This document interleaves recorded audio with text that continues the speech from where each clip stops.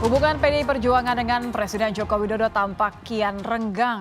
Usai tak adanya sikap tegas dari putranya Gibran soal status keanggotaan partai. Juru bicara tim pemenangan nasional Ganjar Mahfud, Ciko Hakim menegaskan, TPN siap menangkan pasangan Ganjar Mahfud tanpa sosok Jokowi. Ciko tak risau dengan status Gibran sebagai bacawa pres Prabowo yang mengisyaratkan dukungan Jokowi. Pencalonan ini justru membuat tim ses menganggap Jokowi tak lagi bersama mereka. Tim pemenangan nasional Ganjar Mahfud menegaskan siap menangkan pasangan Ganjar Mahfud di Pilpres dengan atau tanpa dukungan Jokowi. Kami sebenarnya sudah selesai tentang sikap Pak Jokowi yang kami sudah anggap sudah tidak bersama kami lagi. Jadi kami sudah siap untuk memenangkan Pilpres ini dengan atau tanpa Pak Jokowi mendukung Pak Ganjar. Jadi ini bukan pertanyaan yang baru lagi buat kami, karena kami sudah mempersiapkan segalanya untuk memenangkan ini, dan memang dalam visi dan misi kami maupun strategi-strategi kami tidak pernah memasukkan unsur dukungan dari Presiden Jokowi sendiri. Ya, tim pemenangan nasional menegaskan siap menangkan Ganjar Mahfud tanpa dukungan Jokowi. Lalu seberapa besar peluang Ganjar Mahfud memenangkan Pilpres tanpa Jokowi sebagai kingmaker?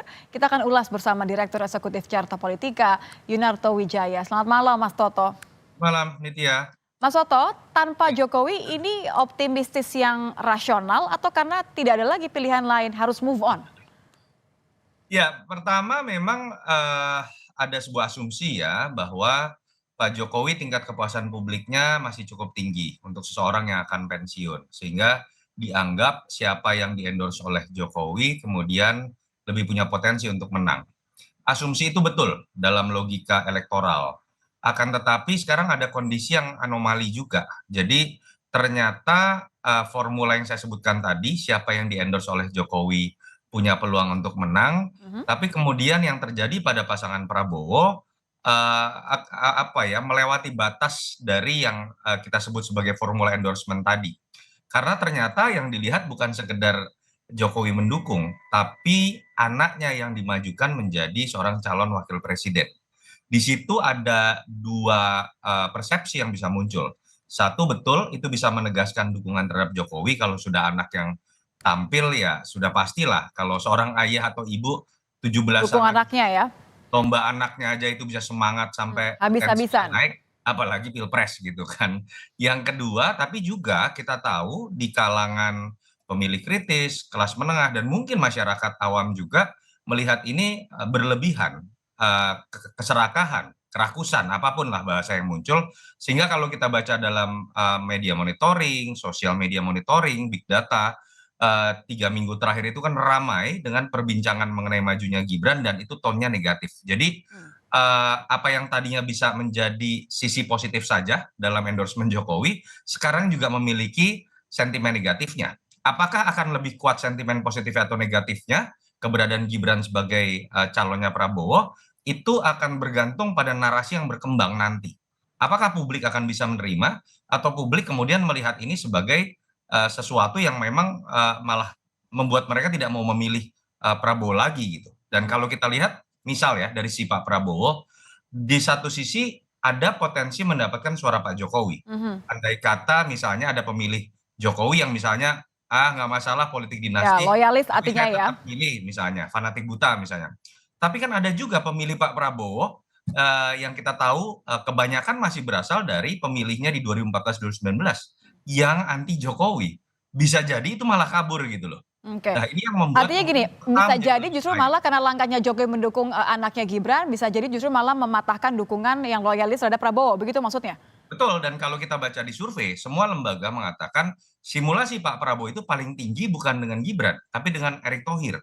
Lalu kemudian dengan Ibu Khofifah, dengan Gibran itu memang memancing sebuah kebingungan dan potensi kaburnya sebagian captive market Pak Prabowo. Disitulah peluang dari pemilih Mas Ganjar untuk bertambah, dan juga bahkan pemilih Mas Anies untuk bertambah, itu malah bisa terbuka. Akan Oke, bergantung ini dari menarik Mas bagaimana Toto. Kalau Nah, Anda katakan soal peluang, efek kejut itu kan biasanya kan ya 50-50 ya, artinya bisa bisa works gitu atau bisa juga malah tidak. Kalau Anda lihat, ini dilihat sebagai celah yang bisa dimanfaatkan oleh TPN nggak, oleh pasangan Ganjar Mahfud nggak?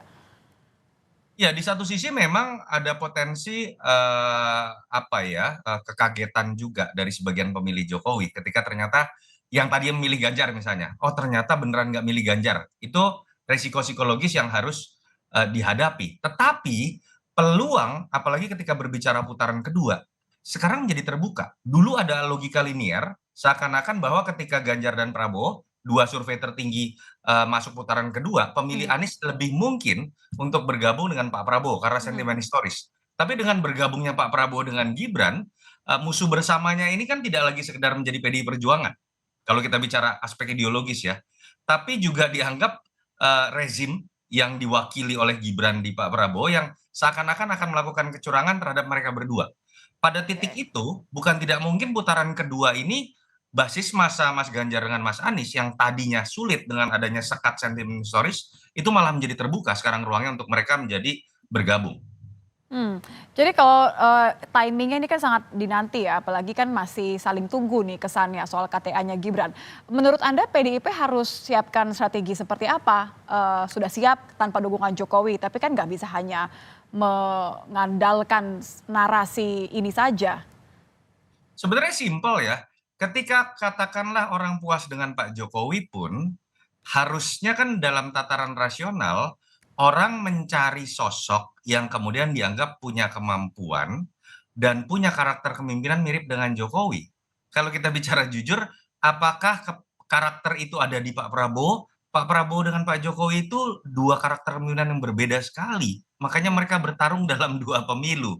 Ya, Latar belakangnya juga sangat berbeda, visi misinya kita tahu sangat berbeda, Pak Prabowo tapi sangat kan ada mengerti Gibran. kartu dan lain-lain. Ketika bicara Gibran pun kan nggak mungkin kita kemudian melihat orang Indonesia seperti orang yang ada di Korea Utara atau orang yang ada di negara-negara otoriter yang memandang bahwa kemudian keberlanjutan itu harus diterjemahkan menjadi politik darah biru.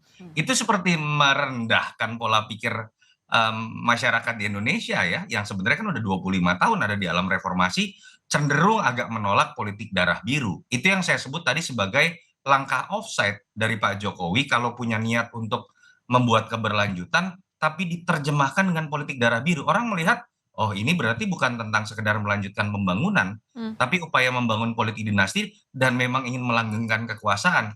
Itulah yang menyebabkan mengapa pada titik ini sisi positif dari endorsement itu juga akhirnya memiliki sisi negatifnya.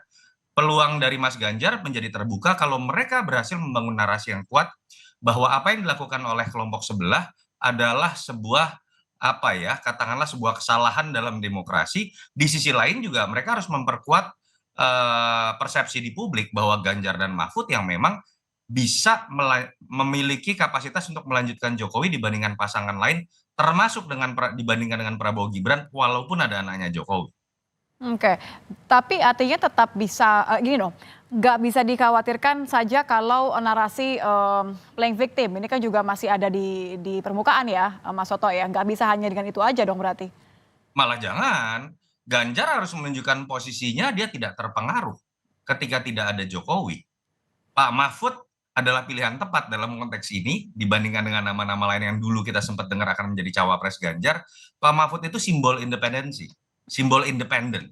Sosok yang kita tahu nggak bisa diatur oleh siapapun dan punya karakter yang sangat kuat. Jadi kalau menurut saya sekarang malah poinnya harus dimanfaatkan nothing tulus. Mereka satu bisa berbicara melanjutkan apa yang kemudian sudah jadi keberhasilan Jokowi, tapi juga mulai bisa berbicara mengenai ketika ada kegagalan yang dialami oleh rezim Jokowi, kami siap untuk melakukan perubahan. Yang itu agak sulit dimainkan oleh Prabowo Gibran karena mereka akan ada dalam payung apapun ikut Jokowi 100% seperti bebek gitu ya.